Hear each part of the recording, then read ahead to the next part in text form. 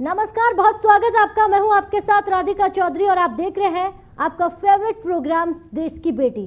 तमाम हमारे साथ देश की बेटियां होती हैं जो अपनी जिंदगी का मुकद्दर लिखती हैं और खुद अपनी जिंदगी बनाती हैं। एक ऐसी बेटी जब कहते हैं कि जिंदगी से हार जाए तो क्या जिंदगी बन सकती है, कुछ ऐसा ही कर दिखाया। हमारे साथ आज सना भंडारी मौजूद हैं जो राजस्थान के एक छोटे से गांव से आती हैं, लेकिन उसने ये बता दिया कि जब मैं गांव से निकली और जब मेरे साथ जिंदगी ने एक बहुत बड़ा खिलवाड़ किया, और कहता है कि हौसलों में पंख और पंखों में हौसला होना बहुत ज़रूरी है। उड़ान आप तभी भर सकते हैं जब आपकी ज़िंदगी में कहीं ना कहीं मसरूम होने का, ज़िंदगी में कुछ बड़ा करने का जज्बा आपके पास होना चाहिए। बहुत बहुत स्वागत। हमारे साथ राजस्थान की बेटी जुड़ गई हैं, समाज सेवी जुड़ गई हैं। जब समाज ने ठुकराया तो समाज की बेटी बनकर सामने आ गई। बहुत स्वागत सना भंडारी जी। राधिका जी जी को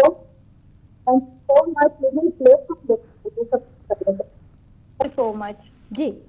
सना भंडारी, आज पूरी दुनिया जानना चाहती है, जो लोग आपके बारे में नहीं भी जानते हैं, जो बेटियां आपके बारे में नहीं भी समझती हैं, उन्हें आज आप बताएंगे कि सना भंडारी आज इंटरनेशनल दुनिया तक अपनी सुर्खियां बटोर चुकी हैं, विश्व भर में अपनी पहचान बना चुकी हैं। लेकिन वो पहचान बनाने से पहले जो तकलीफें आपकी ज़िंदगी में थी, ऐसा नहीं है कि हमें सिर्फ उन्हें ही जानना है, हम आपकी कामयाबी को भी समझेंगे। लेकिन आज हमारे समाज में हम भले ही कितना ही कह दें कि हम बराबर का हक और बराबर का दर्जा मानते हैं और मिलता है, लेकिन ऐसा है नहीं, हकीकत कुछ और है।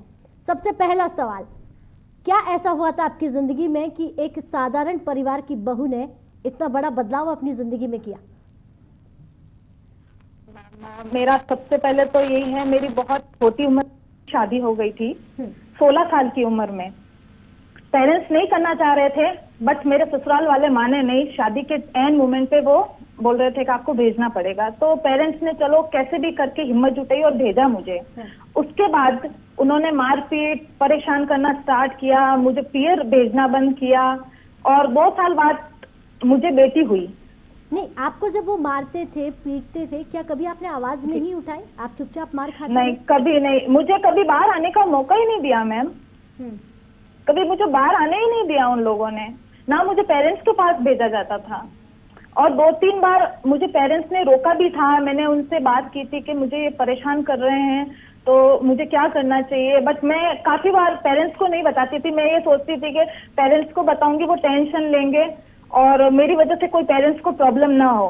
तो ये चीज मैं हमेशा सहन करती रही, और जैसे टाइम निकल रहा था तो उस हिसाब से फिर 1-2 बार तो ऐसे चांसेस आए हैं कि मेरे पेरेंट्स ने मुझे ससुराल भेजना भी बंद किया, मुझे घर बैठा दिया। उसके बाद ससुराल वाले आने लगे, बोले अब हम नहीं करेंगे, आप अपनी बेटी को भेजिए। मैं उस समय बहुत छोटी थी, आप मानिए 16 साल की उम्र में कितनी मैच्योरिटी होती है गर्ल्स के अंदर। उस समय मैं 9th की स्टूडेंट थी मैम। मेरी एजुकेशन चल ही रही थी उस दौरान। मेरी 10th का भी मैंने शादी के बाद ही एग्जाम दिया था। तो फिर वही उनका मारपीट का जरिया जारी रहा, और उस दौरान फिर पेरेंट्स ने बैठाया घर पे, और वो पूरा परिवार इकट्ठा होके आए, बोला भेजना पड़ेगा बेटी को। फिर पेरेंट्स ने चलो सबके सहमति से मुझे भेजा ससुराल। उसके बाद फिर उनकी वो हरकत स्टार्ट, मारना पीटना, दहेज के लिए परेशान करना, घर से वो लेके आओ। यही मेरे पेरेंट्स चाहती थी कि आपको वो मारते क्यों थे, आपके साथ वो मारना पीटना क्यों करते थे?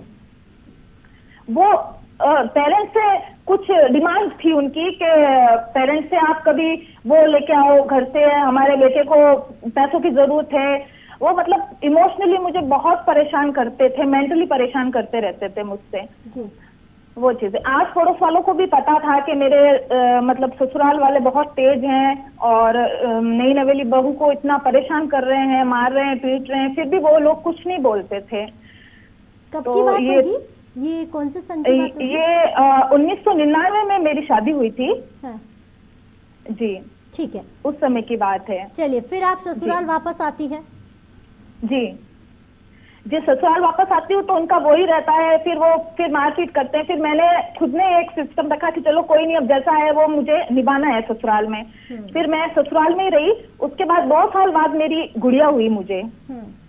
ठीक है। तो गुड़िया होने के बाद मुझे जब पीरियड आती हूँ तो पीरियड आने के बाद मुझे दोबारा ससुराल लेने के लिए कोई नहीं आया, बोला कि तुम्हें लड़की हुई है और हमें लड़का चाहिए तो हम तुम्हें एक्सेप्ट नहीं करेंगे।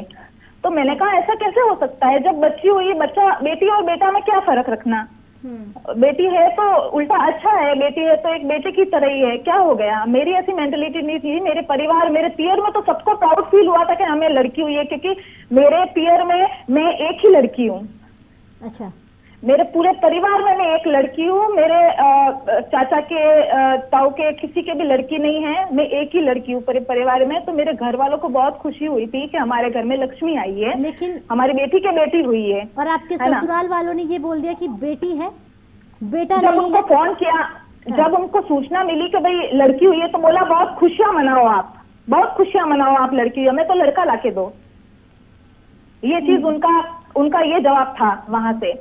बट फिर भी मेरे पेरेंट्स ने हिम्मत रखी। मेरे पेरेंट्स ने मेरे को ये कभी भी मतलब इतना मेरे को बोला कि बेटा कोई नहीं, हम तुझे रखेंगे, अगर तेरे ससुराल वाले एक्सेप्ट नहीं कर रहे फिर भी तू हमारे पास रहे।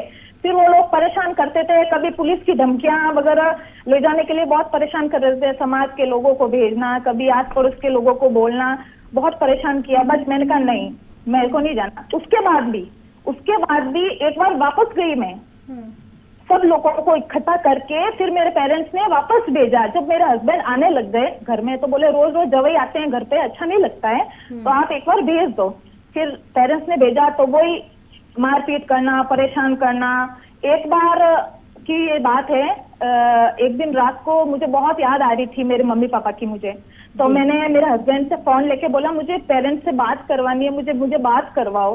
तो बस वो फोन खोस के मेरे सास ने और फोन फेंक दिया, और मेरे देवर ने और मेरे सास ने बोला इसको जिंदा जलाएंगे हम, और इसकी बेटी को भी जिंदा जलाएंगे। उस समय मेरी बच्ची 4 साल की थी कि ये हमारी सारी खबर अपने पेरेंट्स को देती होगी, हम इसको भेजना नहीं था। उसके बाद में भी उनका रुतबा रोका हो रहा, वो ना मुझे भेजते थे, ना मेरी बच्ची को भेजते थे, ना मेरी बच्ची को अच्छी एजुकेशन दी उन्होंने जब मेरी बच्ची 4 साल की हो गई। बट मैं चाहती थी मेरी बच्ची को बहुत अच्छा पढ़ा लिखाऊं, अच्छी स्कूल में उसका एडमिशन करवाऊं। बट वो लोग एक सरकारी स्कूल में, मतलब एक छोटी स्कूल में उसका एडमिशन करवाया था। वहां पे भी उस बच्ची की शिक्षा इतनी अच्छी थी, वो इतनी होशियार थी, पूरे स्कूल में टॉप थी मेरी बेटी।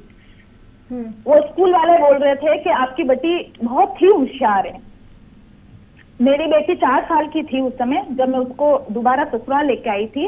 फिर उसको वही परेशान करते थे, सुबह दूध की जगह छाछ देना, ठंडी छाछ देना। उसको मारने की काफी टाइम से उन्होंने कोशिश की। भंडारी जी, कोई कैसे कर सकता है एक बेटी के साथ, एक बहू के साथ, और कैसे आपने ये सब बर्दाश्त किया? मैम मुझे आज ये प्लेटफॉर्म मिला है, इस पे मैं ये सारी चीज बताना चाहूंगी कि ऐसे लोग भी हैं, उस समय थे, अब भी हैं। बोलिएगा। और आज वो ससुराल जो आपके साथ नहीं है, आज वो सुने, आज वो तमाम ससुराल वाले सुने कि अगर हम एक बहू बेटी के साथ इज्जत उछालते हैं तो एक बेटी को दर्द देते हैं तो क्या गुजरती है उस पर। मेरे समाज में, मेरे सोसाइटी में सबको पता है मेरे ससुराल वाले कैसे थे। हमारे समाज वालों को सबको पता है मेरे ससुराल वाले कैसे थे। उन्होंने मुझे बहुत बार मारने की, तेजाब डालने की। जी, आप वहां से कैसे बचकर आए?